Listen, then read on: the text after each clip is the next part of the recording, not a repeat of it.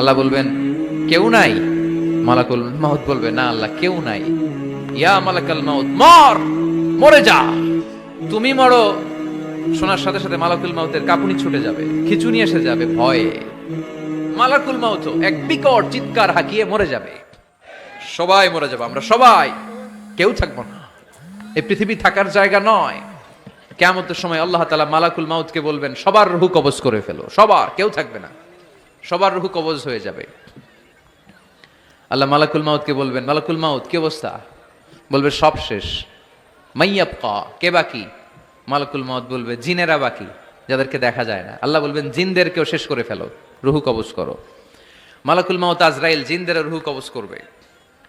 আল্লাহ এবার জিজ্ঞেস করবে ইয়া মালাকাল মাউত আখবিরনি মাইয়াবকা, এবার বলো আর কে বাকি?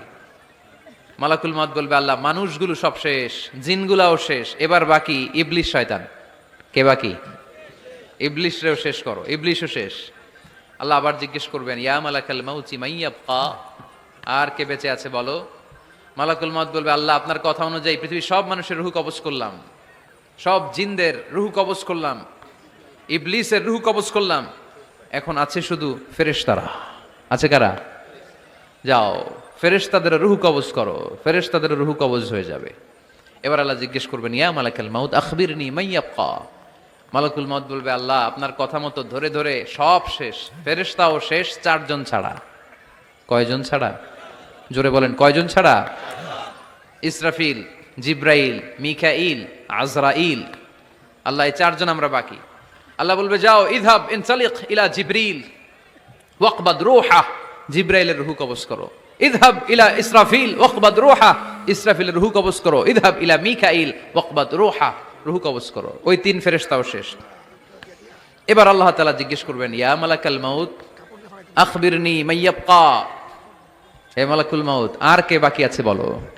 মালাকুল মাউত বলবে আল্লাহ আপনার কথা মতো মানুষগুলো শেষ, জিনগুলো শেষ, ইবলিস শেষ, আমার বাকি তিন ভাই ইসরাফিল, মিকাইল, জিব্রাইলও শেষ, শুধু আমি, শুধু আমি। আল্লাহ বলবেন কেউ নাই? মালাকুল মাউত বলবে না আল্লাহ কেউ নাই। এবার আল্লাহ তাআলা বলবেন মালাকুল মাউত তুমি তো সবাই রে মারছো, এবার তুমি মরো, এবার তুমি মরো, তুমি মরো। শোনার সাথে সাথে মালাকুল মাউতের কাঁপুনি ছুটে যাবে, খিঁচুনি এসে যাবে ভয়ে। আল্লাহ বলবেন কাঁপুনি দিয়ে তো লাভ নাই, কারণ কুল্লু নাফসিন যায়িকাতুল। রাব্বুল আলামিন বলবেন মালাকুল মাউত কেঁদো না, এটাই দুনিয়ার বিধান, আমি আল্লাহর দেয়া বিধান, এটাই, জন্মালেই মরতে হয়। যাও জান্নাত জাহান্নামের মাঝখানে একটা জায়গা আছে, জায়গাটার নাম হলো আরাফ। এই আরাফের মধ্যেখানে যে দাঁড়াও, ওখানে যে মালাকুল মাউত কাঁপতে থাকবে।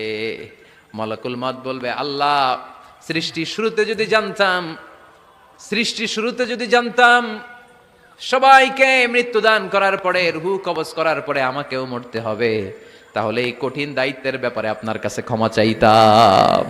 আজকে আমারও যে ভাগ্য বরণ করে নিতে হবে সৃষ্টির শুরুতে, আমি এটা কল্পনাই করতে পারি নাই। আল্লাহ বলবেন নো টক, মুত, ইয়া মালাকাল মাউত মর, মরে যা, মুত, মরে যাও। বলার সাথে সাথে মালাকুল